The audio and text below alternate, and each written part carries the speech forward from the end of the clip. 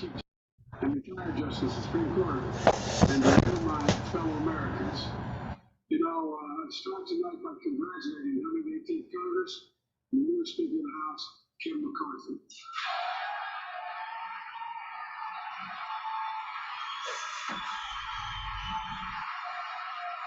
No, don't check my speaker. Oh my God.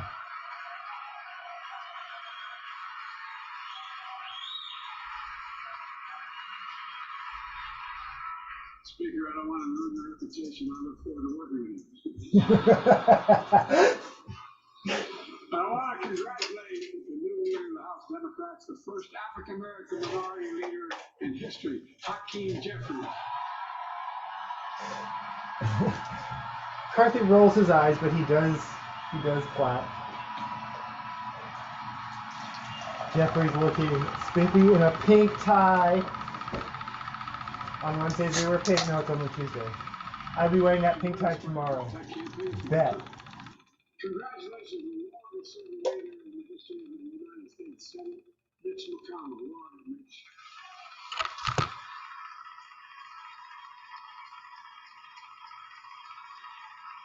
Not on camera. Not serious.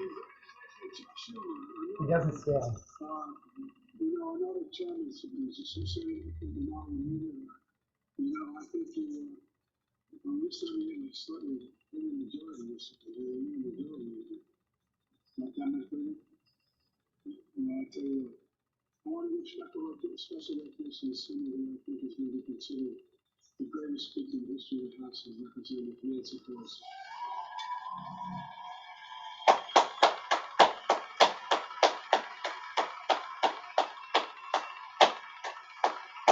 1870 button.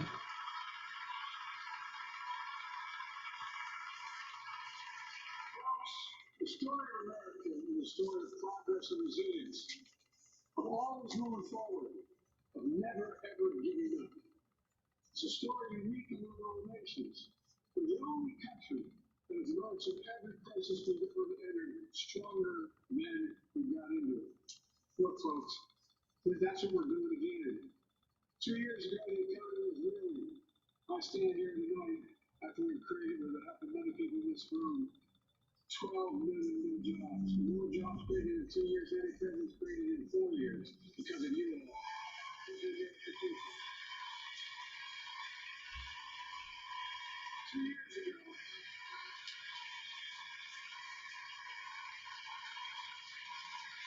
2 years ago, COVID had shut down our business and closed, our schools were robbed of so much. And today, COVID no longer controls our lives.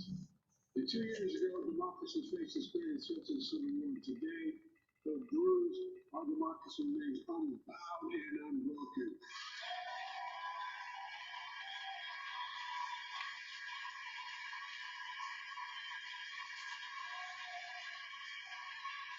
As we gather here tonight, we're learning the next chapter of the great American story, a story of progress and resilience. When world leaders ask me to define America, they do, believe it or not. I said I can define it in one word, and I mean this: possibilities. We don't think anything is beyond our capacity.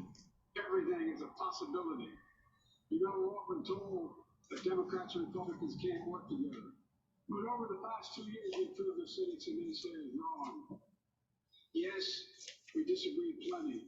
And yes, there are times when Democrats went alone. But time and again, Democrats and Republicans came together to defend a stronger and safer Europe. We came together to pass once in a generation infrastructure law, building bridges connecting our nation and our people. We came together to pass the most significant law ever, helping victims exposed to toxic burn pits. And in fact,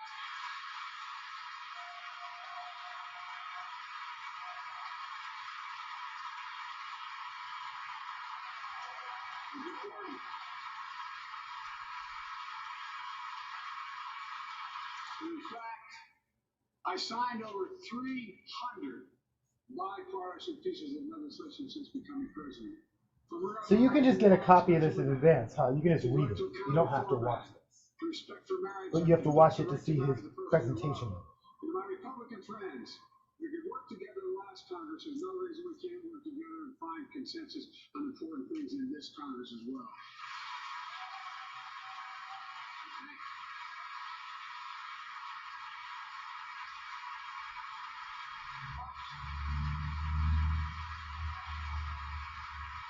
You all are as strong as I am, but I think the people sent us a clear message. Fighting for the sake of fighting. Power for the sake of power. Conflict for the sake of conflict gets us nowhere. That's always been my vision of our country, and I know it's many of yours. To restore the soul of this nation, to rebuild the backbone of America, America's middle class, and to unite the country. We've been sent here to finish the job, in my view. For decades, the middle class has been hollowed out.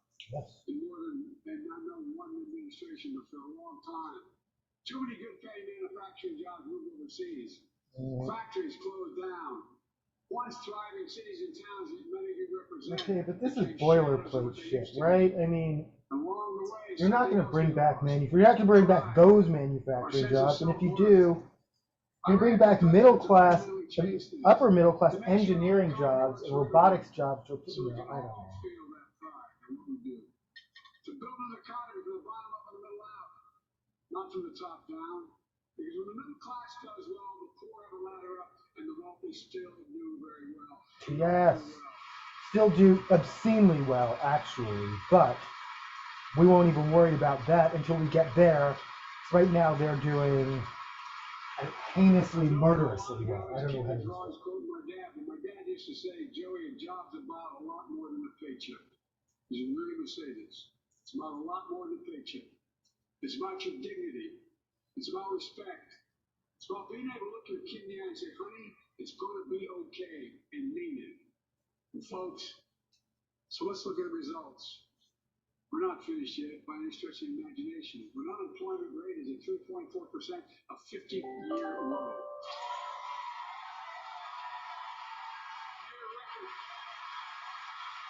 The year record unemployment. Near record unemployment for Black and Hispanic workers. We've already created, through help, 800,000 good-paying manufacturing jobs, the fastest growth in 40 years. And where is it written? Where is it written that America can't lead the world in manufacturing? I don't know where that's written. For too many decades, we imported projects and exported jobs. Now, thanks to what you've all done, we're exporting American products and creating American jobs.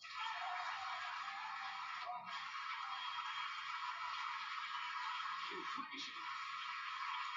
Inflation has been a global problem because the pandemic disrupted our supply chains, and Putin's unfair and brutal war in Ukraine disrupted energy supplies as well as food supplies, blocking all that grain in Ukraine.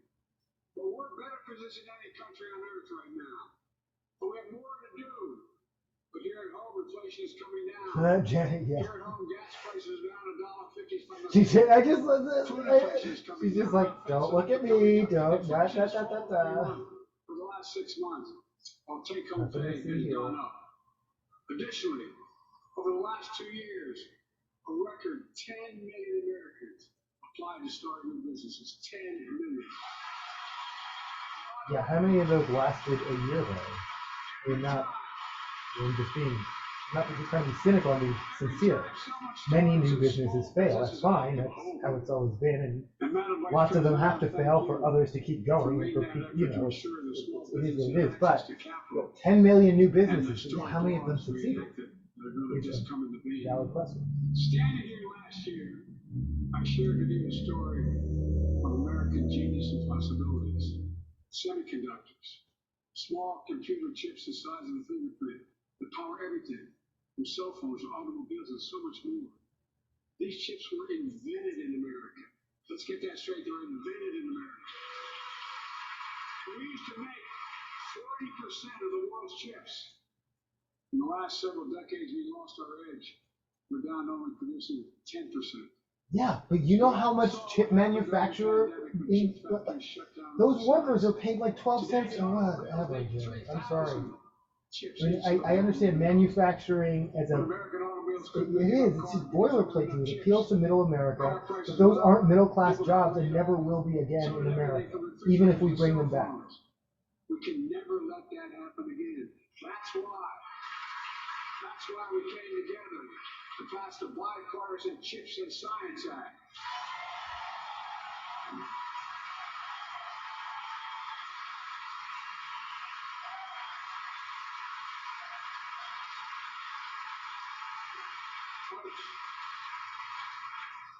I know I've been criticized for saying this, but I'm not changing my view. We're going to make sure the supply chain for America begins in America. The supply chain begins in America. We already created.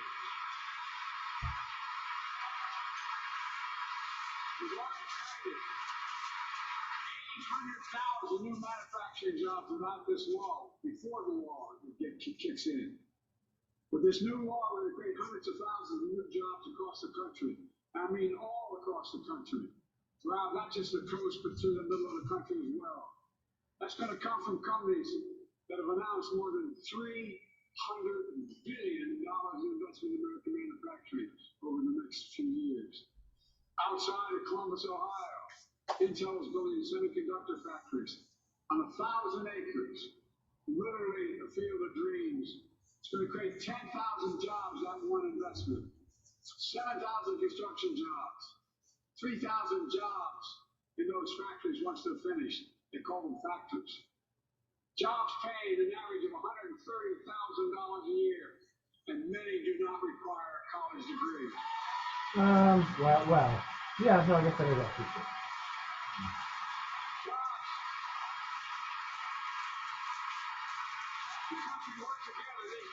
People don't have to leave home to search for opportunity. It's just getting started. Think about the new homes, the small businesses, the medium-sized businesses. So much more that's going to be needed to support those 3,000 permanent jobs and the factories that are going to be built. Talk to mayors and governors, Democrats and Republicans, and they'll tell you what this means for their communities. We're seeing these field of dreams transform the heartland. But to maintain the strongest economy in the world, we need the best infrastructure in the world. He literally just said field of dreams. I mean, that's just... As you all know, we used to be number one in the world in infrastructure. We've sunk to 13th in the world. The United States of America, 13th in the world in infrastructure, modern infrastructure. But now we're coming back. Because we came together and passed the bipartisan infrastructure law. The largest investment in infrastructure since President Eisenhower's interstate highway system. Puffing up and watching the State of the Union.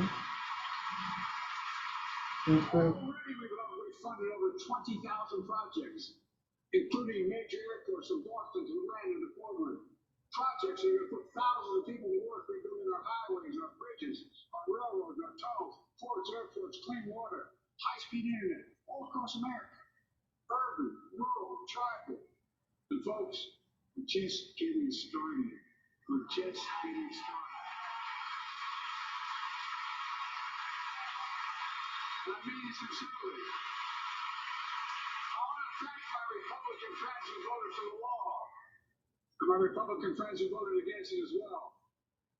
But I still get asked to fund the projects in those districts as well. But don't worry.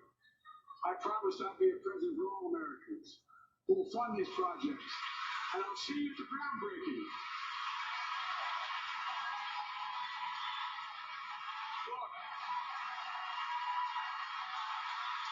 Look,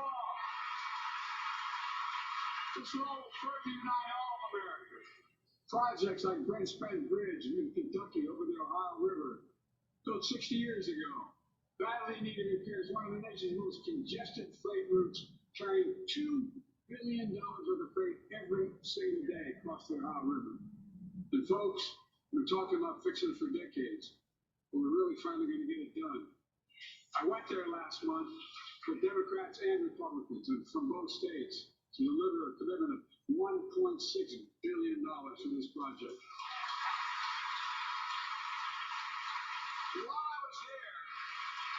met a young woman named Sarah, who's here tonight. I don't know where Sarah is. The chef in the box. I don't know. Sarah, how are you? Well, Sarah, for 30 years, I learned, she told me she'd been a proud member of the Iron Workers Local 44, known as the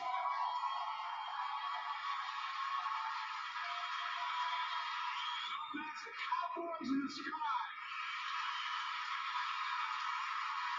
The folks who built Cincinnati's skyline. Sarah said she can't wait to be 10 stories above the Ohio River building that new bridge. God bless her. That's pride. And that's what we're also building. We're building that pride. Look, we're also replacing poisonous lead pipes that go into 10 million homes in America. 400,000 school and child care centers. So every child in America can drink the water instead of having permanent damage to their brain. Look, we're making sure that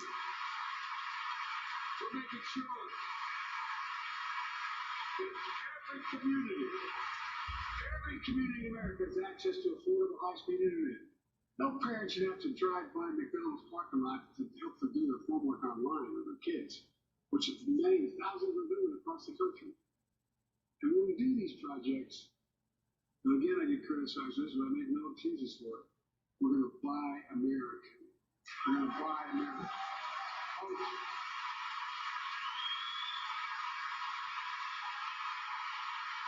And it's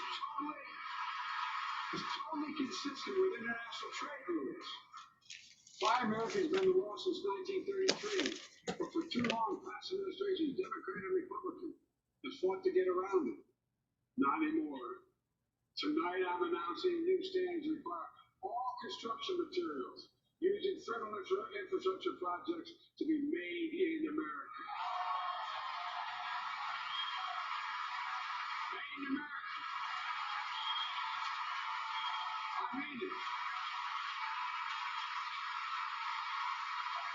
Lumber, glass, drywall, fiber optic cable. And on my watch, American roads, bridges, and American highways are going to be made with American products as well. Folks, my economic plan is about investing in places and people that have been forgotten. So many of you listening tonight, I know you feel it. So many of you feel like you've just simply been forgotten. Maybe economic upheaval of the past 4 decades. Too many people have been left behind and treated like they're invisible. Maybe that's you watching from home. Remember the jobs that went away. You remember them, don't you? Folks at home remember them. You wonder whether the path that even exists anymore for your children to get ahead without having to move away. Well, that's why I get that. That's why we're building an economy where no one's left behind. Jobs are coming back. Pride is coming back. Because choices we made in the last several years. You know, this is my view of a blue-collar blueprint to rebuild America. Make a real difference in your lives at home. For example, too many of you lay in bed at night like my dad did, staring at the ceiling, wondering what in God's name happens if your spouse gets cancer, or your child gets deadly ill, or something happens to you. Are you going to need money to pay for those medical bills? Or you're going to have to sell the house or try to get a second mortgage on it? I get it. In the Inflation Reduction Act that I signed into law, we're taking on powerful interest to bring healthcare costs down so you can sleep better at night with more security. You know, we pay more for prescription drugs than any nation in the world. Let me say it again. We pay more for prescription drugs than any major nation on earth. For example, 1 in 10 Americans has diabetes. Many of you in this chamber do, in the audience. And every day, millions need insulin to control their diabetes so they can literally stay alive. Insulin's been around for over 100 years. The guy who invented it didn't even patent it because he wanted to make it available for everyone. It costs the drug companies roughly $10 a vial to make that insulin. Packaging it all, and we get up to $13. But Big Pharma has been unfairly charging people hundreds of dollars, $400 to $500 a month, making record profits. Not anymore. Not anymore.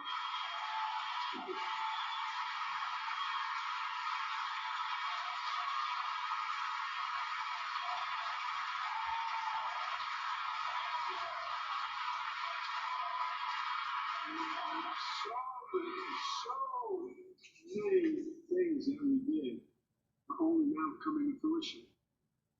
We said we were doing this, and we said we passed the law to do it, but people didn't know before it didn't take effect until January 1 of this year. We capped the cost of insulin at $35 a month for seniors and men. People are just finding out. I'm sure you're getting the same calls I'm getting. Look, there are millions of other Americans who are not American, including 200,000 young people with type 1 diabetes who need this insulin to stay alive. Let's finish the job this time.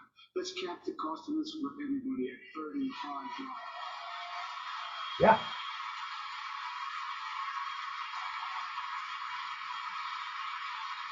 Again, 1870 kid. So that was the year a guy was killed in Philadelphia. The police officer was eventually charged with manslaughter. A police officer lied and said he was chased by a mob, which was proven to not be true. What the fuck is in front of Kevin McCarthy? What kind of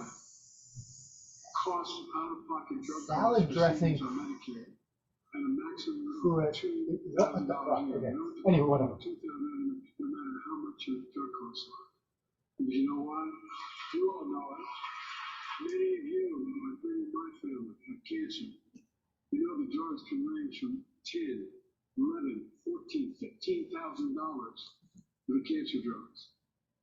The drug prices rise faster than inflation. Drug companies are going to have to pay Medicare back the difference. And finally giving Medicare the power to negotiate drug prices. Bringing down prescription drug costs doesn't just save seniors money. It cuts the federal deficit by billions of dollars. By hundreds of billions of dollars. Because these prescription drugs are drugs purchased by Medicare to keep their commitment to the seniors. Well, guess what? Instead of paying $400 or $500 a month, you're paying $15. That's a lot of savings for the federal government. And by the way, why would we work it? Now, some of and by the way, well, that's not, I don't know why that sounded so late information. I'm Anson, your eyes president. And by the way, why wouldn't we want that? As my coach, that's okay. That's fair. As my football coach used to say, lots of luck in your senior year. No mistake. If you try anything to raise the cost of prescription drugs, I will veto it.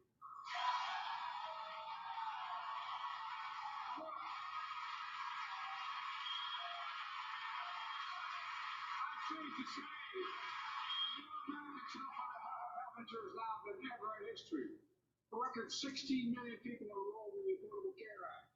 And thanks to the law signed last year, saving millions and saving $800 a year on their premiums. And by the way, that law was written and the benefit expires in 2025. So my plea to some of you, at least to this audience, let's finish the job and make these savings permanent. Expand coverage of Medicare.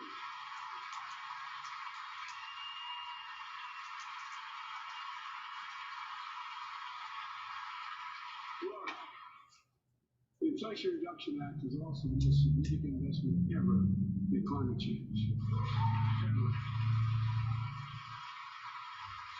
Lower utility bills, create American jobs, leading the world with clean energy future. I get to the devastating aftermath of record floods, droughts, storms, and wildfires from Arizona and Mexico and all the way up to the Canadian border.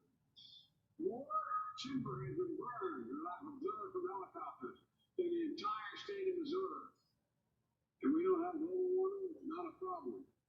In addition to emergency recovery, from Puerto Rico to Florida to Idaho, we're rebuilding for the long term.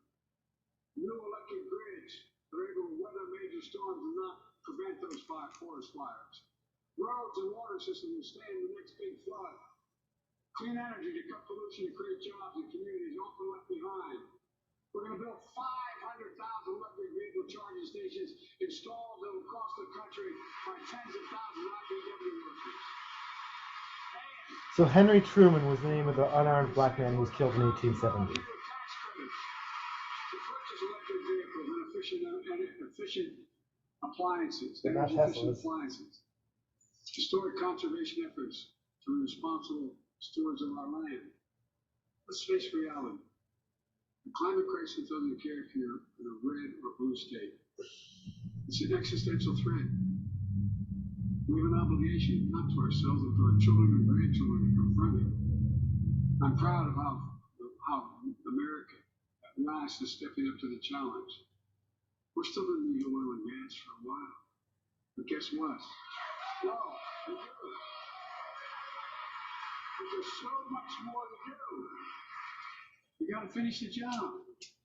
We pay for these investments in our future by finally making the wealthiest and biggest corporations begin to pay their fair share. Let's begin.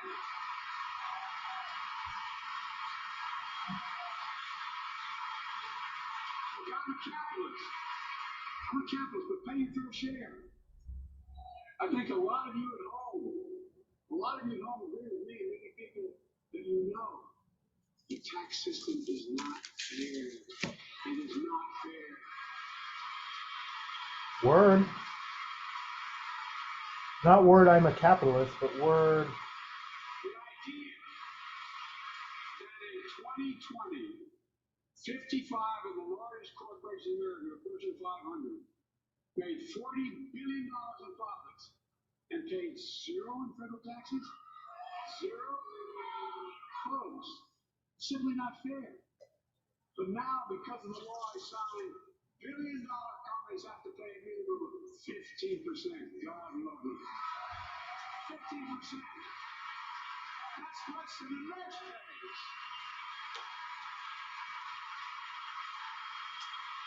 Let me be crystal clear. I said at the very beginning, under my plans, as long as I'm president, nobody earning less than $400,000 will pay an additional penny in taxes. Nobody, not one penny.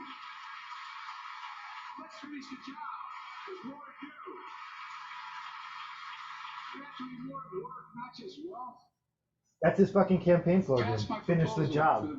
He said it. That's it. That's his slogan. You know, Sorry. There's 1,000 billionaires in America. It's up from about 600 in the beginning of the year. But no billionaire should be paying a lower tax rate than a school teacher or firefighter. I mean, think about it. Yeah. If you were sitting down right now, I was gonna say you're a fucking asshole, but your mic didn't stand up. He's like, dude, I already heard this speech. I'm not standing. No, we are enthusiastic about that, but think about it. Think about it. But Kamala is doing her part. Reporting his profits, record profits. Last year they made $200 billion in the midst of a global energy crisis. I think it's outrageous. Why? They invested too little of that profit to increase domestic production.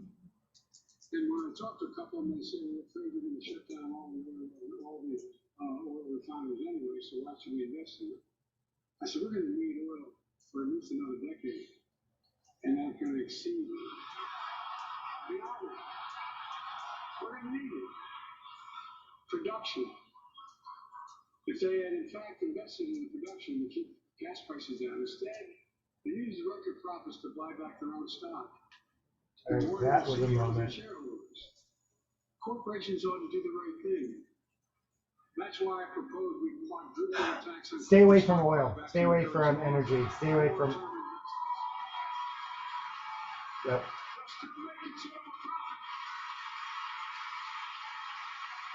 Let's finish the job and close the loophole to allow very wealthy to avoid paying their taxes. Instead of cutting the number of wanted for wealthy taxpayers, I just signed a law to reduce the deficit by $114 billion by cracking down on wealthy tax cheats. That's being fiscally responsible. In the last 2 years, my administration has cut the deficit by more than $1.7 trillion. The largest deficit reduction in American history. Under the previous administration, the American deficit went up 4 years in a row. Because those record deficits, no president added more to the national debt in any 4 years than my predecessor. Nearly 25% of the entire national debt that took over 200 years to accumulate was added by just one administration alone, the last one. So here are the facts. Check it out. Check it out. How did Congress respond to that debt?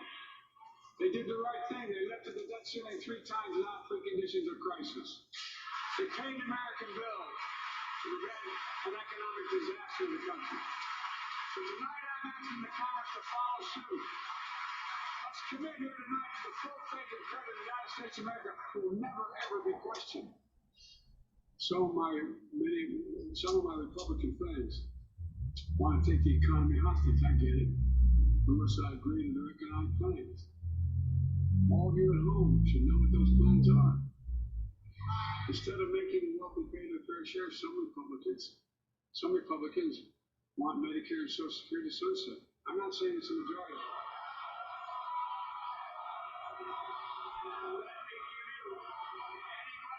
Contact my office. I'll give you a copy of the proposal. That means Congress doesn't vote. Well, I'm glad to see you. No, I tell you how I enjoy conversion. If Congress doesn't keep the programs the way they are, they go, what other Republicans say. I'm not saying it's a majority of you. I don't even think it's even a significant. But it's being proposed by individuals. I'm not, so what are you not naming them, but it's being proposed by some of you. Does Joe Biden have a comb over? I'm sorry. That is my revelation for this, and I'm sorry. I'm superficial. The idea is that we're not going to be moved into. First of all, 85% of men will eventually lose their hair, and people who are signing it out for it, I suppose.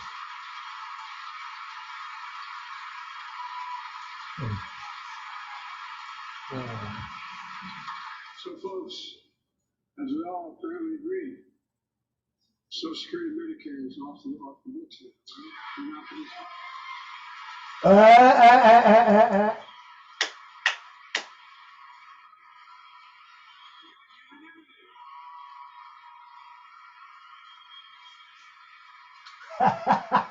He clapped for that. Oh my gosh. Americans have to pay anything from the very first paycheck they start. So tonight, let's all agree, and we clearly are. Let's stand in for seniors.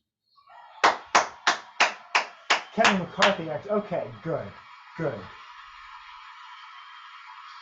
up for children. We will not cut Social Security. We will not cut Medicare. Cut to Marjorie Taylor Greene now. You show her yelling wire. Let's see her not standing. I'll stop them. I'll veto them. I'm not going to allow them to be taken away. Not today, not tomorrow, not ever. But apparently it's not going to be a problem. Next month, when I open my fiscal plan, I ask my Republican friends to lay down their plan as well. I really mean it. Let's sit down together and discuss our future plans together. Let's do that.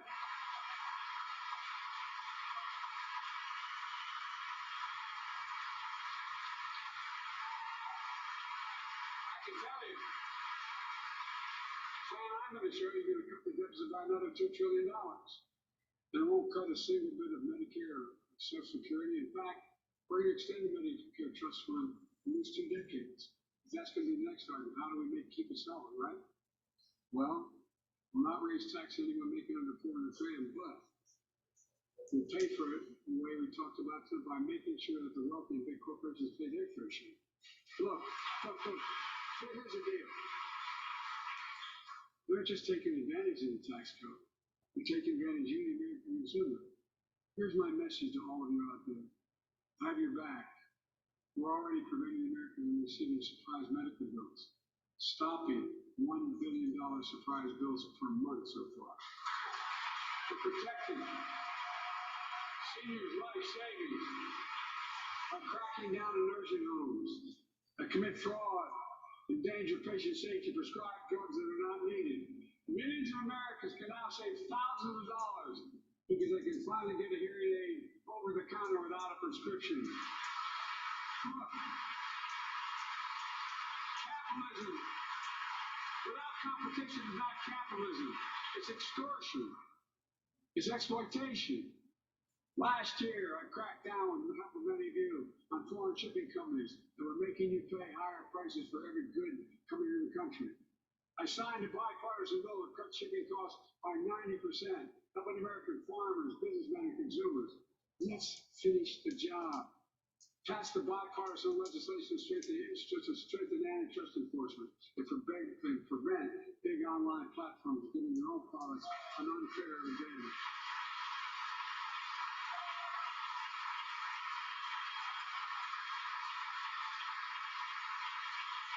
My administration is also taking on junk fees, those hidden surcharges too many companies use to make you pay more. For example, we're making airlines show you the full ticket price up front. Refund your money if your flight is canceled or delayed. We reduce exorbitant bank overdrafts by saving consumers more than $1 billion a year. We're cutting credit card late fees by 75% from $30 to $8. Look, junk fees may not matter to very wealthy, but they matter to most other folks in homes like the one I grew up in, where many years ago. They add up to hundreds of dollars a month. They make it harder for you to pay your bills and afford that family trip. I know how unfair it feels when a company overcharges you and gets you in. Not anymore. We've written a bill to stop it all. It's called the Junk Fee Prevention Act. We're going to ban surprise resort fees that hotels charge on your bill. Those fees can cost up to $90 a night at hotels that aren't even resorts. The idea that cable, internet, and cell phone companies can charge you $200 or more if you decide to switch to another provider. Give me a break. We can stop service fees on tickets to concerts and sporting events and make companies disclose all the fees up front. Holy shit, he's talking straight to the Swifties now. Baggies fees are bad enough. Airlines can't treat your child like a piece of baggage. Americans are tired of being. We're tired of being played for suckers. Fees, sure. Pass the Junk Fee Prevention Act so companies stop ripping us off. For too long, workers have been getting stiffed. He's doing incredibly well. I think, I don't know, we'll see what the other commentators, I'm a commentator. I should have known this, but I didn't until 2 years ago. 30 million workers have to sign non-compete agreements for the jobs they take. 30 million.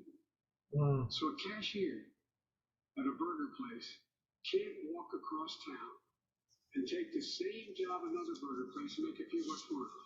It just changed. So they just changed it because they exposed it. That was part of the deal, guys. Look it up.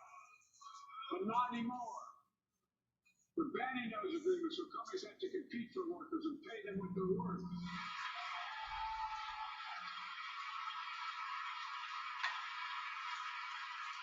I must tell you, this is bound to get a response from my friends on my left but the right. I'm so sick and tired of companies breaking the law by preventing workers from organizing. Pass the PRO Act. Because business have a right. Workers have a right to form a union. And let's guarantee all workers have a living wage. Let's make sure working parents can afford to raise a family with sick days, paid family medical leave, affordable child care. That's going to enable millions of more people to go and stay at work, and let's restore the full child tax credit, which gave tens of millions of parents a breathing room and cut child poverty in half to the lowest level in history. And by the way, when we do all these things, we increase productivity, we increase economic growth. So let's finish the job and get more families access to affordable quality housing. Let's get seniors who want to stay in their homes the care they need to do so. Let's give more breathing room to millions of family caregivers looking after their loved ones. Pass my plan so we get seniors and people with disabilities the home care and services they need. We support the workers who are doing God's work. These plans are fully paid for and we can afford to do them. Restoring the dignity of work means making education an affordable ticket to the middle class. You know, when we made public education, 12 years of it universal in the last century, we made the best educated, best paid, we became the best educated, best paid nation in the world. The rest of the world's caught up. It's caught up. Jill, my wife, who teaches full time, has an expression. Hope I get it right, kid. Any nation that out-educates us is going to out-compete us. Any nation that out-educates can out-compete us. Folks, we all know 12 years of education is not enough to win the economic competition of the 21st century. You want to have the best educated workforce, let's finish the job. So that was planned. She's like, I'm not standing till I get that line. She could have stood. Well, did they show her? Did she stand for the preschool? He said preschool. I didn't even mention it.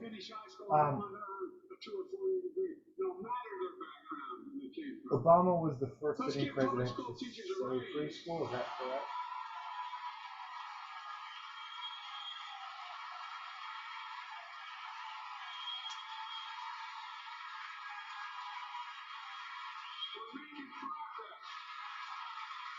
Reducing student debt, increasing programs for working and middle class families. Oh, student loans. This is dangerous. It connects students to career opportunities starting in high school. Provide access to 2 years of community college. The best career training in America, in addition to being a pathway to a 4-year degree. Let's offer every American a path to a good career, whether they go to college or not. And folks, in the midst of the COVID crisis, when schools were closed and we were shutting down everything, let's recognize how far we came in the fight against the pandemic itself. While the virus is not gone, thanks to the resilience of the American people and the ingenuity of medicine, we've broken the COVID grip on us. COVID deaths are down by 90%. We've saved millions of lives and opened up our country. We opened our country back up. And soon we'll end the public health emergency. But that's called a public health emergency. But we'll remember the toll and pain is never going to go away. More than 1 million Americans lost their lives to COVID. 1 million. Families grieving. Children orphaned. Empty chairs that dining room table constantly reminding me. And she used to sit there. Remembering them. We remain vigilant. We still need to monitor dozens of variants and support new vaccines and treatments. So Congress needs to fund these efforts and keep America safe. And as we emerge from this crisis stronger, we've also got to double down on prosecuting criminals who stole relief money meant to keep workers and small businesses.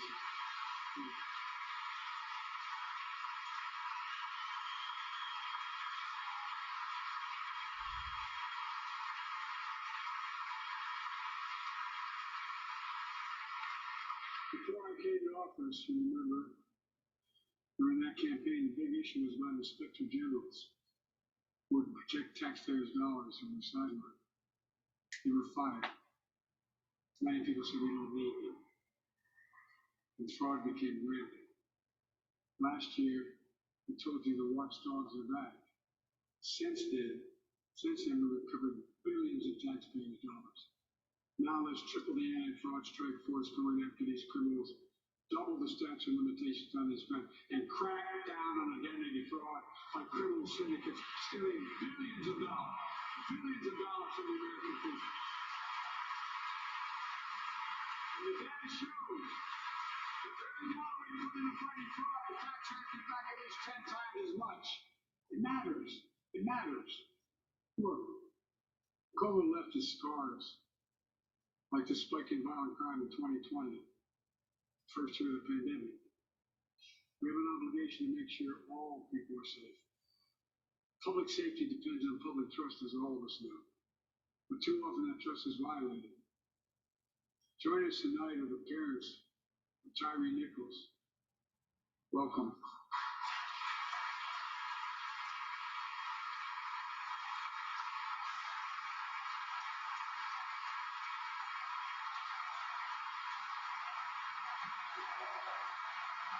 After Gary Tyree last week, as many of you personally know, there's no word to describe the heartache or grief of losing a child.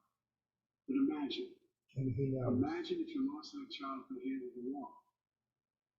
Imagine having to worry whether your son or daughter came home from walking down the street, playing in the park, or just driving a car. Most of us in here have never had to have the talk that brown and black parents have had to have with their children. Bo, Hunter, Ashley, my children, I never had to have the talk with them. I never had to tell them if a police officer pulls you over, turn your interior lights on right away. Don't reach for your license. Keep your hands on the steering wheel. Imagine having to worry like that every single time. It's not even a talk, but close enough. The kid got in the car. Sorry. Here's what Tyree's mother shared with me when I spoke to her. When I asked her how she finds the courage to carry on and speak out. The faith of God, she said her son was, quote, a beautiful soul, and something good will come of this. Imagine how much courage and care that takes. It's up to us, to all of us. We all want the same thing. Neighborhoods free of violence. Law enforcement earn the community's trust. Just as every cop when you put on that badge in the morning has a right to be able to go home at night, so does everybody else out there. Our children have the right to come home safely. Equal protection under the laws of covenant we have with each other in America. We know police officers put their lives on the line every single night and day. And we know we ask them in many cases to do too much to be counselors, social workers, psychologists, responding to drug overdoses, mental health crises, and so much more. In one sense, we ask what. I was just talking to my dad about this. Yes, even right wingers. Their families are good, decent, honorable people, the vast majority. They risk.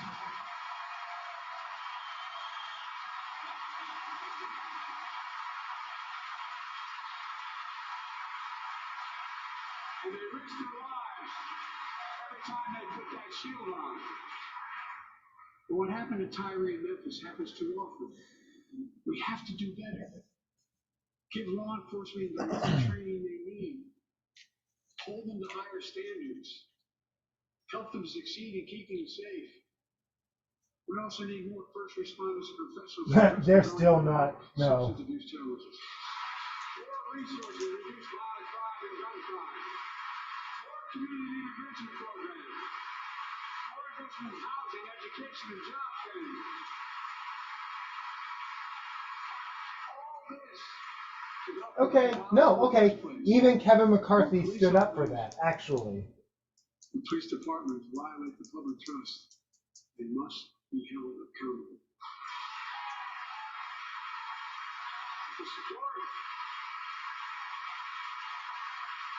To support the families of victims, civil rights groups, and law enforcement, I signed an executive order for all federal officers banning chokeholds, restricting no-knock warrants, and other key elements of the George Floyd Act.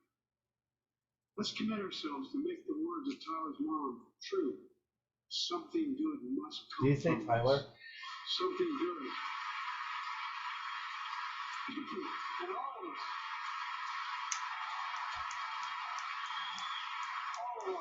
Okay. Don't make these people stand up. Oh my gosh. Please don't make these people stand up anymore. I don't feel like they're...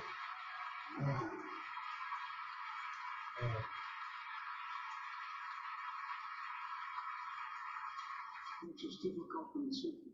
All this in this chamber. We need to rise to this moment. We can't turn away.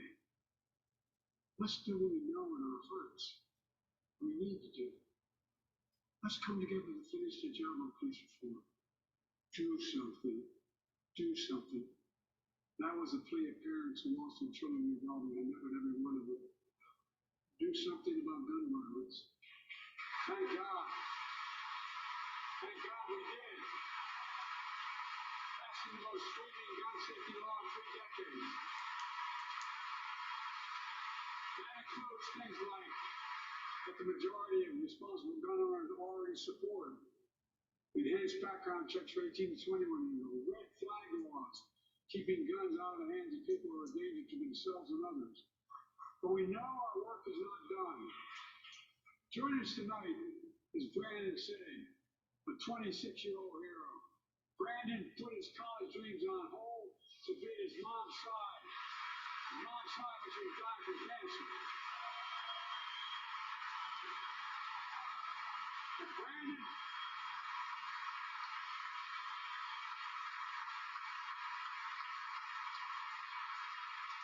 now works at the dance studio. Okay, that was speaking of. Well, was I speaking of Universal Basic Design recently? I think about it a lot. You can tell that font. That is at least 14 point. You saw a man standing there pointing semi-automatic pistol at him. He thought he was going to die. He thought about the people inside. In that instant, he found the courage to act and wrestle the semi-automatic pistol away from a gunman who had already killed 11 people in another dance studio. 11. He saved lives. It's time we do the same. Ban assault weapons now. Ban them now.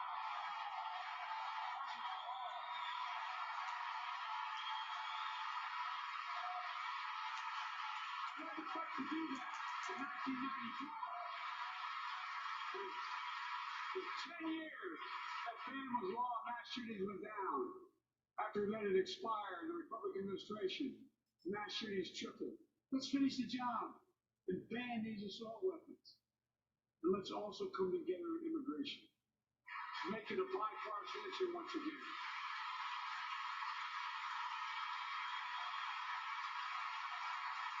We now have a record number of personnel working to secure the border, arresting 8,000 human smugglers, seizing over 23,000 pounds of fentanyl in just the last several months. We launched a new border plan last month. Unlawful migration from Cuba, Haiti, Nicaragua, and Venezuela has come down 97% as a consequence of that. But American border problems won't be fixed until Congress acts. If we don't pass my comprehensive immigration reform, at least pass my plan to provide the equipment and officers to secure the border.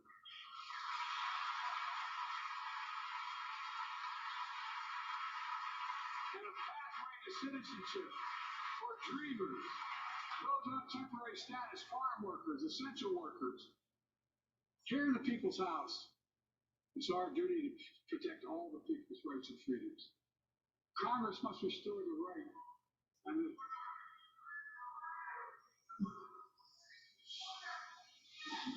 Congress must restore. He actually Kevin McCarthy just his own people. That was, yeah, no. But also, Biden's listening. Oh, that was a pivot. Okay, sorry. I didn't think that was going.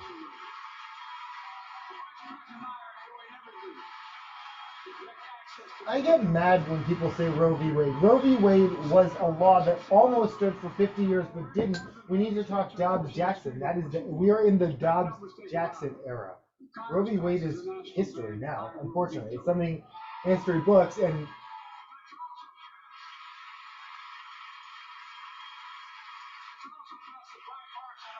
at some future point, it may be tied in with another future law, including Dobbs Jackson.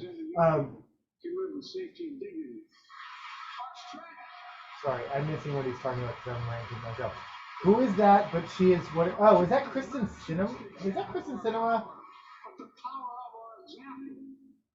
Let's remember the world's watching. I spoke in this chamber one That is quite a dress. And I guess make a statement.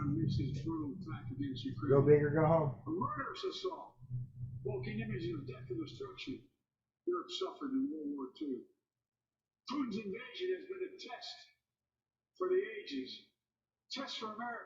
He's doing okay. He's also killing it as a speed. He stumbled early often, and then got over it, and just like now he's just like on fire, and he's just like he's laughing. But no, I was saying he's listening. Like Kevin McCarthy had to shush people, but that was because he was actually straining to hear what people are saying, and he was going to respond to them. But that's only because he can use shit in real time, in a real. Okay, I'm yelling. Okay, that's just her face. Sorry. That's just her resting, worried face. Oh my god! I mean, I would be too. What is she, like the Fed Chair Reserve? Is that her job?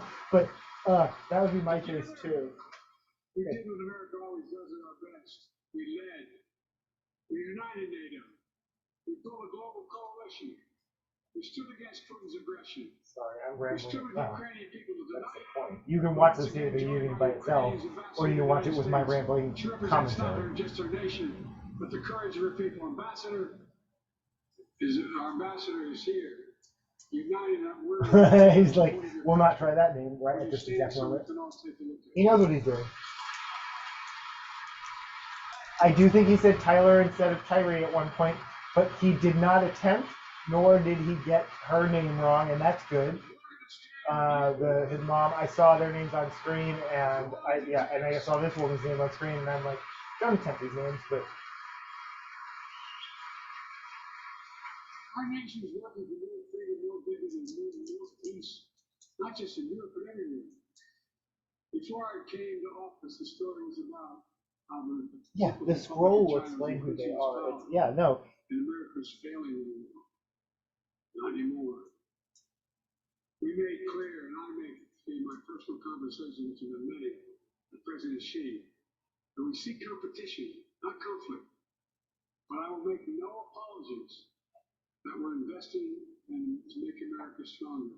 Investing in American innovation and leadership will define the future that China intends to be dominating.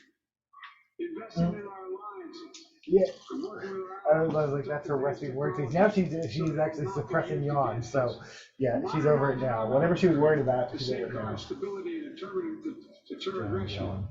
Today, we're the strongest position in decades to compete with China or anyone else in the world. Anyone else in the world. Not committed.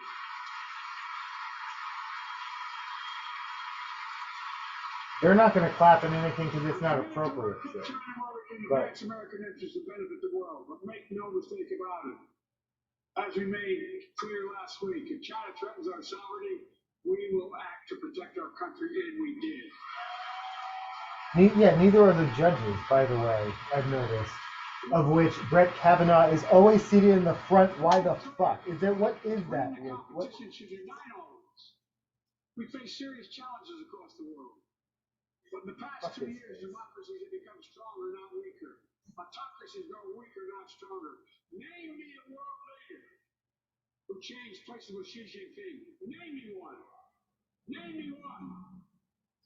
America's rallying the world to meet those challenges, from climate to global health, to food insecurity, to terrorism, to territorial aggression. Allies are stepping up, spending more, and doing more. Look, the bridges were formed between partners in the Pacific and those in the Atlantic. And those who bet against America learn how wrong they are. It's never, ever been a good bet to bet against America. Never.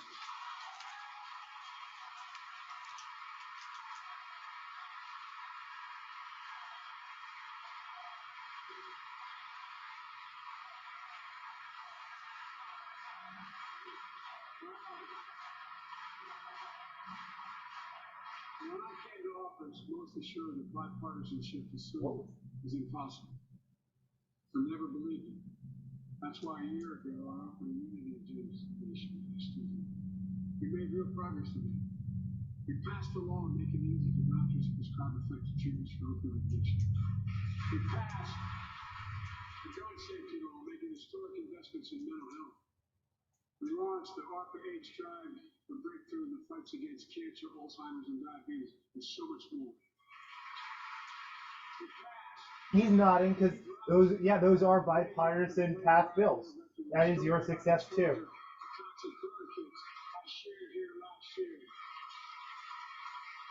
McCarthy's Windsor's off. Oh, but Joe Biden's tie is completely crooked. Well, if that's what we're focusing on at this point, I'm sorry.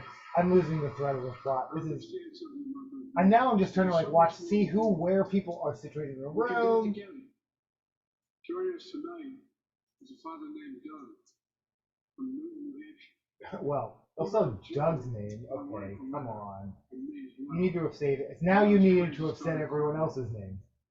Contagious life. Damn. His sister's best friend. Call it out. I'll call it out. He shared the story all too familiar to millions of Americans, and many of you were in the audience. Courtney discovered pills in high school. He spiraled into addiction and eventually death from a fentanyl overdose. She was just 20 years old. Describing the last 8 years of life, Doug said, "There's no worse pain. If their family has turned pain to purpose, working to end the stigma and change laws." He told us he wants to start a journey toward American recovery. Doug, we're with you. Fentanyl is killing more than 70,000 Americans a year. Borders. They're saying, don't listen to them. Stop. Borders. They're just saying borders because they're dumbasses. So let's launch a major surge to stop fentanyl production and the sale and trafficking. With more drug detection machines, inspection cargoes, stop pills and powder at the border. Working with couriers like FedEx for stable packaging for drugs. Strong commitment to crack down on fentanyl trafficking. Second, let's do more mental health, especially for our children. When millions of young people are struggling with bullying, violence, trauma, we have greater access to mental health care in schools. We must finally hold social media. Yeah, well, what are most of those kids being bullied about, and what do 50% or more or less or more of the people in this room support the bullying about? Children and impose stricter limits on the personal data that companies collect on all of us. Third, let's do more to keep this nation's one fully sacred obligation to put those we send into harm's way and care for them and their families when they come home. Job training, job placement for veterans and their spouses as they come to return to civilian life. Helping veterans afford the rent because no one should be homeless in America, especially someone who served the country.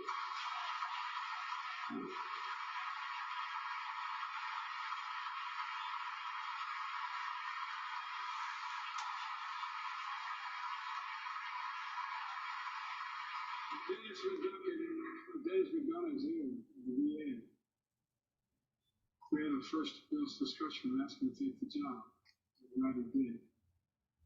We were losing up to 25 veterans a day suicide.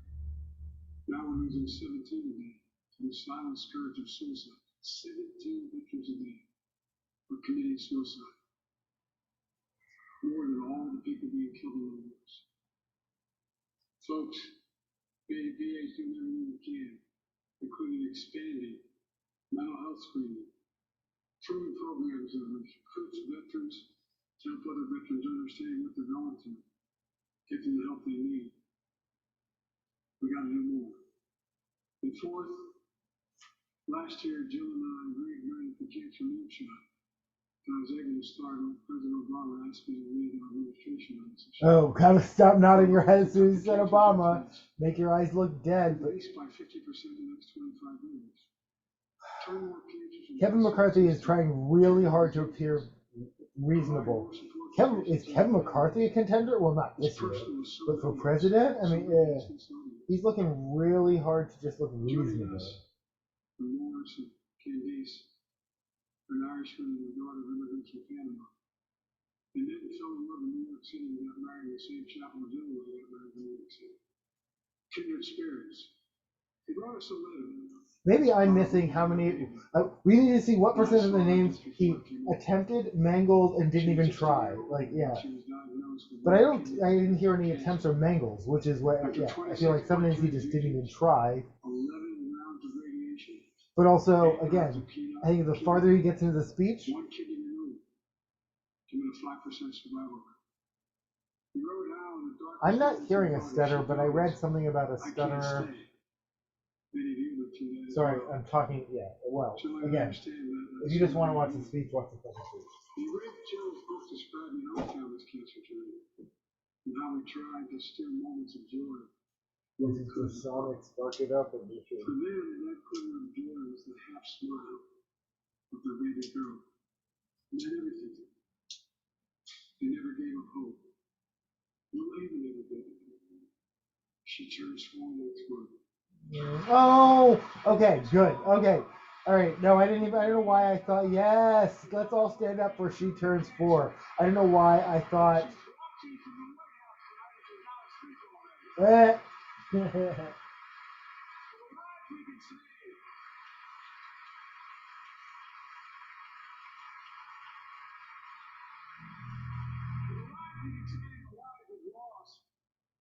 this be a truly American movement that rallies the country to roll together and prove that we can still do big things.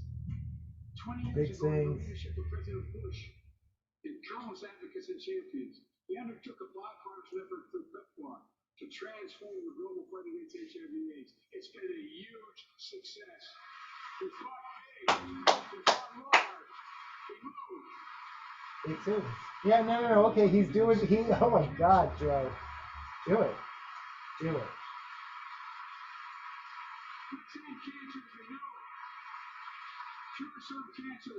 Bono. Once and for all. Folks. When Bono was seated in front of the First Lady at the stadium, is that right? Is that I'm looking? I'm just looking at the dress at this point. But I'm drunk. Am I? So the most fundamental thing of all, democracy, everything's possible. Without it, nothing is. The last few years, our democracy has been threatened and attacked, put at risk, put to the test in this very room on January the 6th. And then just a few months ago, an unhinged, big lie, assailed and unleashed of physical violence at home of the then Speaker of the House of Representatives, using the very same language the insurrectionists used as they stalked these halls and chanted on January 6th. Here tonight in this chamber is a man who bears the scars of that brutal death, but is as tough and as strong and resilient as the day. My friend Paul Pelosi, Paul Stanley.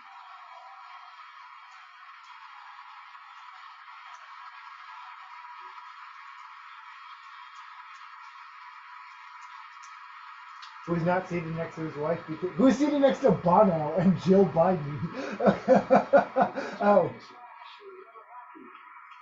Yeah. Let's all speak out.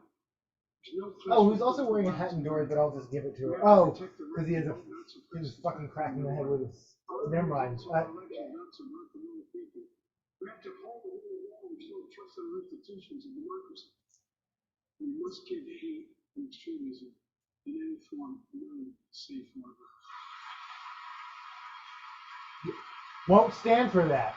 So, won't stand for that. Kevin McCarthy. Okay, I take back everything I said. Oh, well, clap for it, but I take back everything I said about attempting to seem reasonable. Won't stand for no safe harbor for hate. Stand up for it. This is our movement. My fellow Americans, we meet tonight in an inflection point. One of those moments that only 2 generations ever face. For the direction we now take is going to decide the course of this nation for decades to come. Yeah. We're not bystanders in history. We're not powerless before the forces that confront us. It's within our power of we the people. We're facing the test of our time. We have to be the nation we've always been in our best. Optimistic, hopeful, forward-looking. The nation that embraces light over dark. Hopeful, fair. Well, that imagery. We have to see each other not as enemies, but as fellow Americans. We're good people. The only nation in the world built on an idea. The only one.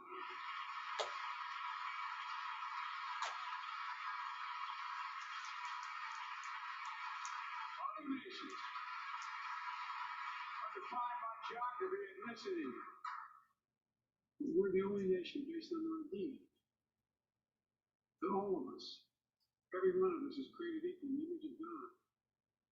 The nation that stands as a beacon of the world. A nation in a new age of possibilities. So I've come to fulfill my constitutional obligation to report in the State of the Union. And here's my report. Because the soul of this nation is strong. Because the backbone of this nation is strong. Because the people of this nation are strong. The State of the Union is strong.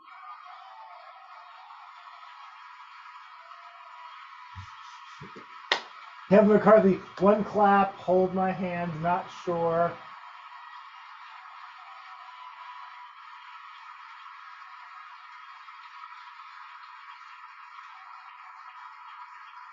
not new to this place.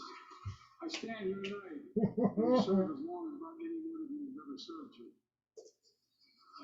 But I've never been more optimistic about our future, about the future America. Just to remember who we are.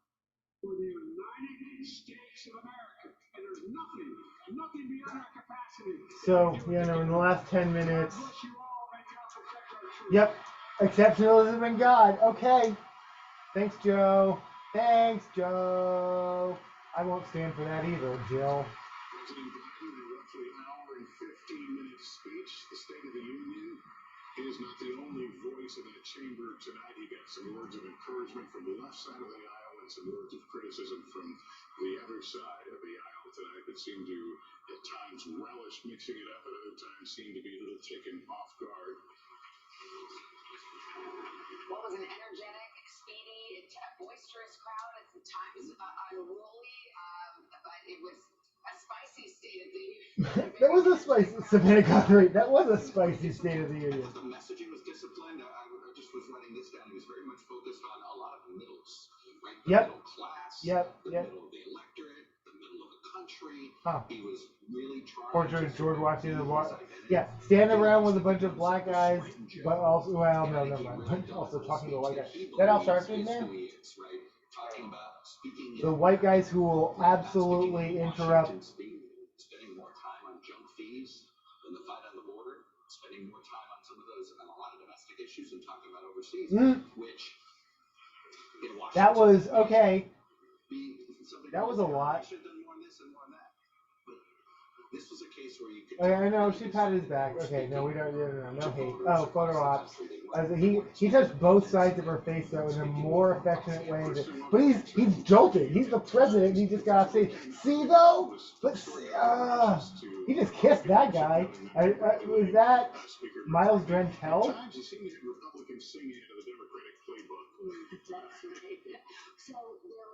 They're saying playbook.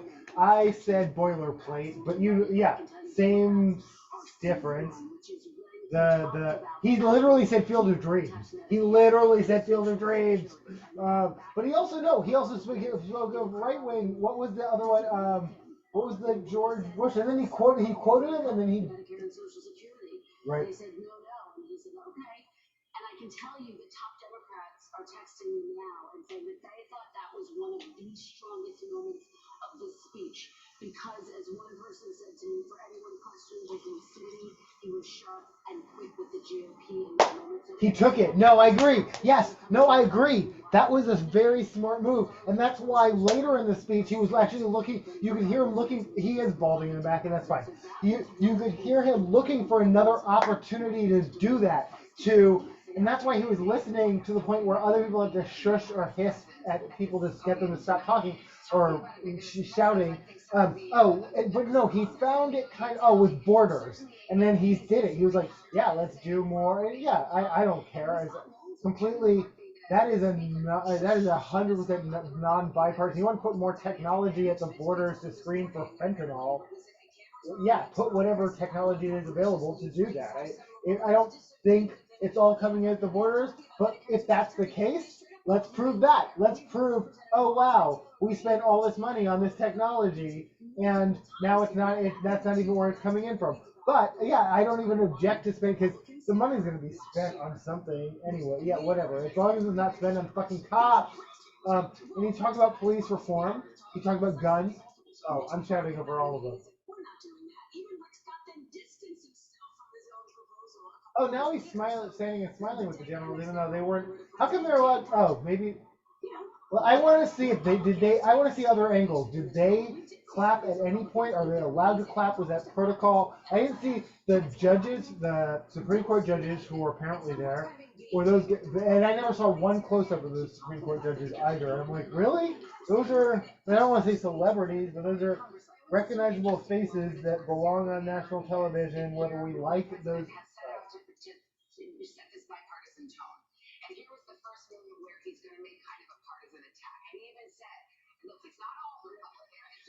There's Kamala Giant Hall.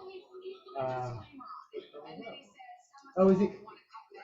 No, he is. No, yes. Okay.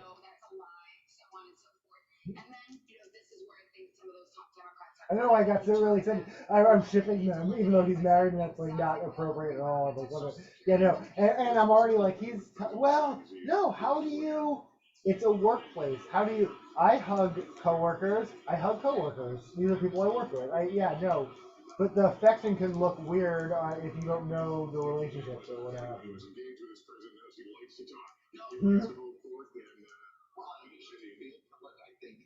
You can see him fading in the eyes like Haley Joel Osment in AI, though. I can see it like I'm like.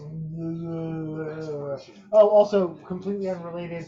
The Spinach song, Julia Leah, I didn't like the first time. That just came up because I was. There was a BuzzFeed listicle of. He is the Supreme Court justices, but not all of them.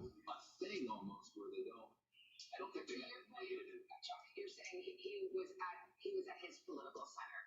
This is his political identity. He's middle class Joe, bipartisan. Mitch McConnell is my friend. He just said it again last week, even though Mitch McConnell torched him on China this morning. This is where he wants to be, and he thinks this is where Americans want him to be, reaching across the aisle and trying to work together. He thinks this is what he wants.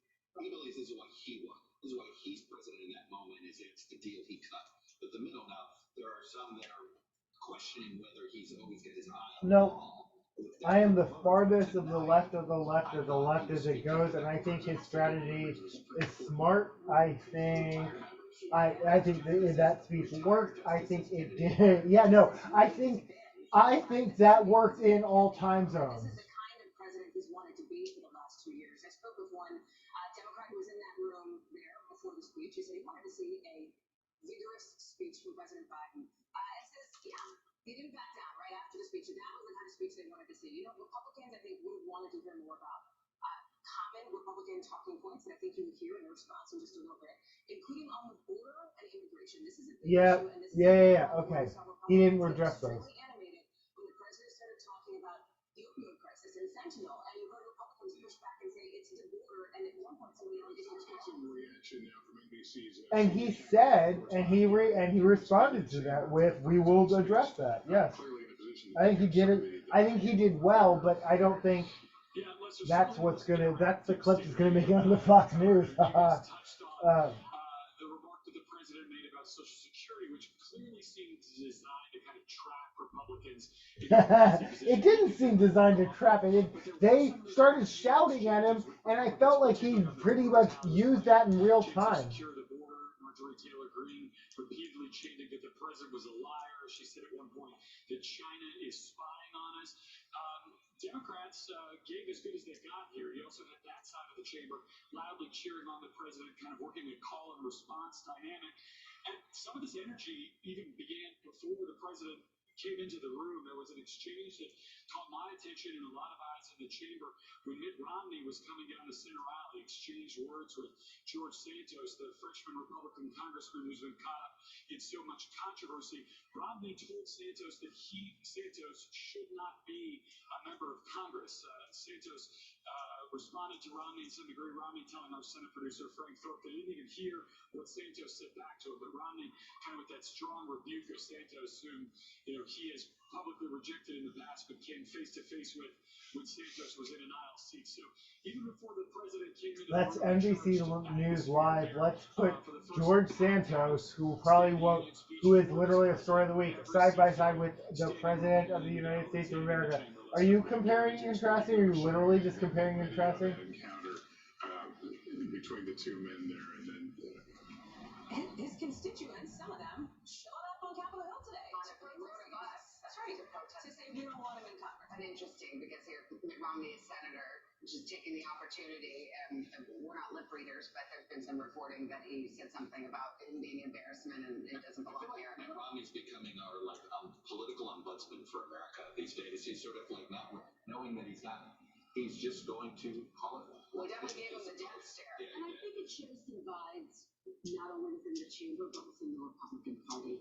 And that is part of what Speaker McCarthy is grappling with as he moves forward, not just with these investigations, but with wanting to move some legislation forward himself. I do think one of the most notable moments tonight was the moment with Tyre Nichols' family. Yes. When the president called for police reform, when he marinated in that moment and that emotional appeal and emotional call. If we talk to lawmakers on Capitol Hill, they say realistically not a lot of hope that something gets done, but clearly he wanted to make that a strong moment. for describing the talk that African American families have had to have with their children, and noting that he would never have to, have done the same with his own. I will just say, going back to your point, the tiny amount that he spent on the border almost felt like, I get why he didn't. He doesn't have a lot to say that's going to please a lot of people. So if you don't say that much, and so he didn't say that much. But I think the fairest criticism is going to be, well, he didn't have much to say at the border. Well, one of the biggest, arguably the biggest story of the week, the balloon. Yeah. Which was reduced to essentially, one line. We made it clear if China's threatens That guy's been will act to protect our country. in the back, has been waiting to. Now he has to produce documents. Now that. The president has wanted to prioritize, which is these domestic Holy issues. shit. That's what they think the American people are focused on. This speech, it's out. I bet it was 80% domestic issues, 20% foreign issues. Okay. And they want this speech to stand the test of time and be larger than any one issue that may be the story of du jour in Washington. Although clearly the Chinese satellite balloon, the surveillance balloon, presents a huge issue for national security. And Savannah, this is where we started the conversation tonight. This disconnect, this challenge that the president is facing, the fact that 71% of Americans believe that the country is heading in the wrong direction. And what is their top concern? The economy, the money in their pocketbooks, the fact that he's passed all of this legislation that they do not feel. And so the question becomes about implementation. And you heard the president nod to that, right? When he talked about food prices are going down. People are feeling it, right? We all know how expensive eggs are getting. We're all just hugging. We're all just touching. No one's wearing a mask. COVID's over. That part. I'm just why.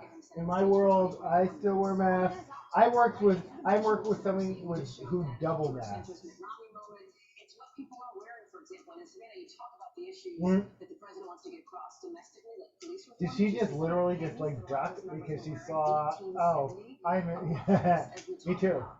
When? A reference to the first known police killing of unarmed free black. Oh, but she also isn't going to give up her space. I see you. Oh my gosh, I see you. Oh no, wait, I don't know who it is. One of the many domestic issues, right? One of the key ones that lawmakers, Democrats in the room, really hope there is some progress on, even in a divided Congress. And another opportunity that he took to strike that middle ground to the extent he could, where he said most police are good and we need to give them more resources and we ask too much of them. So once again, he's trying to straddle this middle ground in an increasingly polarized country. Well, I thought he kept expectations reasonable on that of what could actually get done. Right.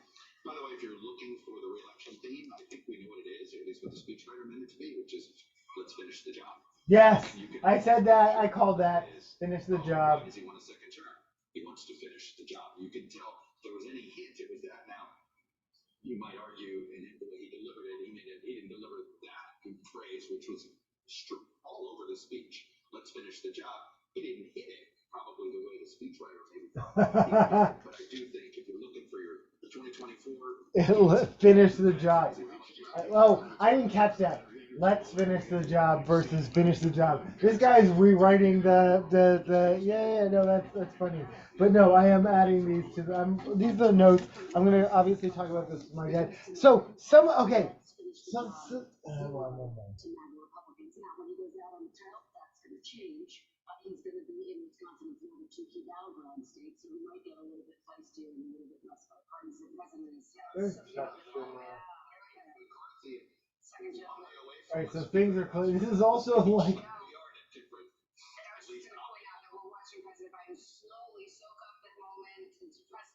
Yeah, no, I'm just, slowly soak up the moment, press the flesh. I don't know what other years have been aired before. Is this my first State of the Union? This is not. You tell me, SOTU, State of the Union, how many State of the Unions have I broadcast on this? I don't usually watch it. I think again, you can read it, right? But, oh my gosh.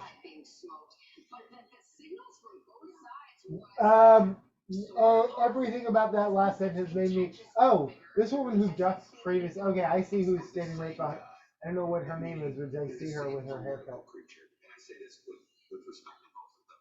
There, when you think of the stereotype backslapper, the guy that pulls you over, hey, can we work this out? That's who Kevin McCarthy is. That's who Joe Biden is. Like that's. So now, neither one of them have political bases that will reward them for that behavior. So they both, I mean, you can even tell Kevin McCarthy, the was decided, I'm not going to stand up too many times and clap. Like, yeah, I got to keep track of it. But I do think that two of them, they may be from opposite parties, but they're the same sort of type of We do a lot of the team for when we came out of that meeting, both struck an optimistic note, which you never know quite what to make of that in Washington. However, the reporting bears out that they are really looking to work together, particularly on this issue of the debt limit. Speaker today, it was off the record, right? But he did repeat some things he said publicly about his respect for the president. And he let him set that vibe track pretty early on in the day, right? Not just with that morning to his members that you will always be watching, coming out and saying, he referenced that. I remember sitting there hearing Nancy Pelosi interrupt that speech at the State of the Union after former President Trump was done. He said, I'm not going to be doing that. We are going to set a respectful tone. Now, as we've said, some of his members were extremely vocal in ways that we just don't often see in these kinds of really formal settings. And it was interesting to see him strike the balance, right? Clap sometimes, shush sometimes, and see how that went. Well, there was that very stark moment where it did somewhat seem to throw the president, or perhaps he was just trying to hear what was said when he stated that 70,000 had been killed from fentanyl, and someone yelled out, "It's your fault." That was a moment that was quite jarring in the chamber. I think it's jarring, and that one took him, but he engaged in some of those that one. The first time this happened, Joe Biden was sitting where Kamala Harris was. The first time we saw somebody do this in his big theater, right? Joe Wilson did this to Barack Obama, and it rattled everybody. What's interesting is that by this time, everybody kind of was prepared. This could happen, and you could tell at least he knew it was coming, and that's why I think in some of these moments he handled it really well, turned it into a positive with the Social Security business. If someone wrote to me, his British Parliament, it almost kind of worked on television. Maybe this isn't normal. Social media has created a lot of political stars. I think and I think that's where the preparation of this speech comes in. Talking to White House officials, he practiced extensively at Camp David over the weekend with his top advisors, preparing for these moments because he's potentially on the cusp of launching his re-election bid and couldn't afford to miss that. President is nearing the door here. Network covers his I can't believe it. The longest of the goodbyes. There's also this interesting moment that we're about to see here that's sort of fitting with the speech that we just heard. He's coming up to two leaders of the Problem Solvers Caucus, Republican Brian Fitzpatrick, Democrat Josh Gottheimer, who have staked out the aisle where they're right in the back. They'll be the last faces that the president sees as he goes out the door. Sort of an interesting moment here as somebody who wants to be, in his own way, a problem solver in the White House. Forgive me for wanting to eavesdrop.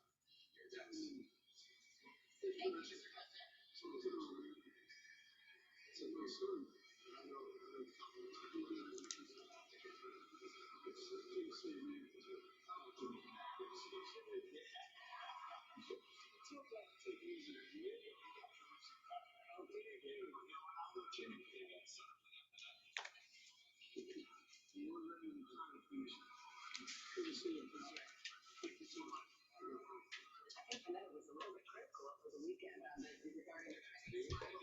Well, I don't know what the message was regarding, but who knows? Deputy Dingle? He's unofficial thing in the Michigan.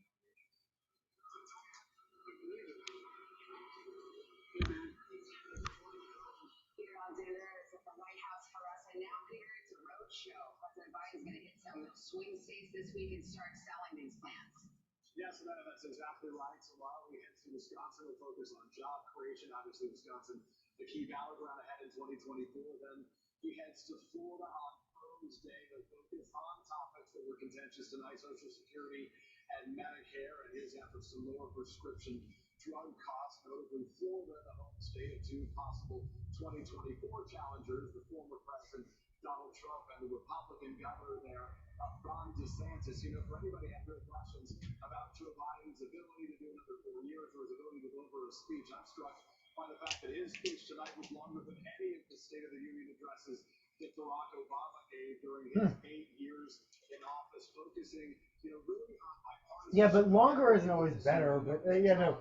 Well, in contrast that with what we're going to hear from Sarah Huckabee Sanders just moments from now, according to excerpts, she's going to sort of criticize or attack they're like Democratic woke agenda in her words, as we'll hear from her this moment. All right, we'll be back with the Republican response to the State of the Union in just a few minutes.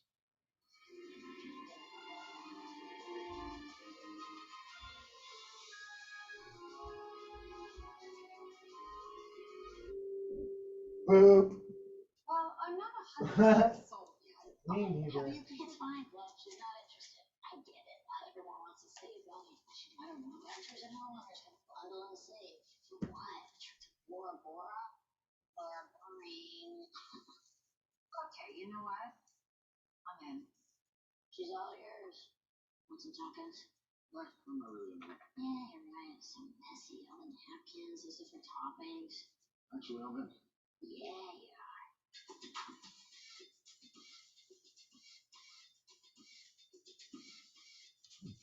What are they called? White Star, Morning Star, Bright Spark.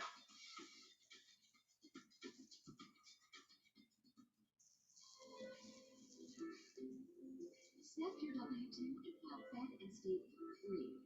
Simple tax returns only. See if you qualify. Get the TurboTax app now. So I will take you there. That's $50.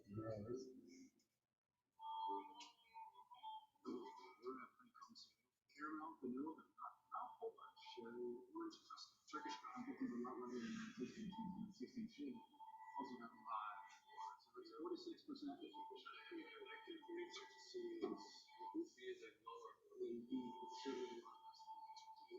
Should be.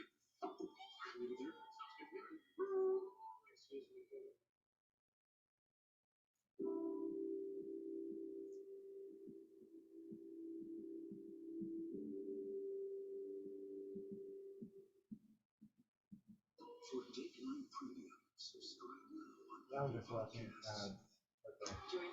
Okay, I think it's probably time to be done. Right. Listen now. Today's biggest political stories with trusted insight and expert analysis. No, no. I am my own trusted. Okay, no. Well, okay, well, whatever. Thanks for watching. This is the end. I need to upload this. You've been watching State of the Union with. Yeah, no, this is Spark of the Union. Is that what I decided I'm gonna upload this as? Thanks for watching Spark of the. Oh, fucking shit.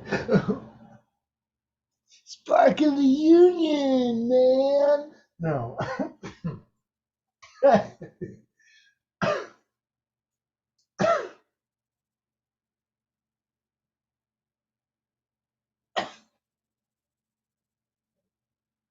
Wait. Oh yeah, no. We've done this before. It's trying to add lips to my tattoo, I think. You can see the digital, like, yeah, you can see the digital doing something to my portrait tattoo. That tattoo actually says 503. Yeah, it's a portrait tattoo.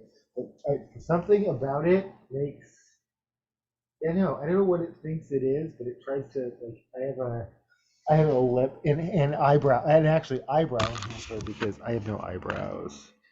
I don't know what, I don't have alopecia, but I've been wearing eyebrows. I don't, anyway, thanks for watching. This is, I get Spark of the Union. Spark of the Union, man. I'm just trying to like make a face for that will be the thumbnail, maybe.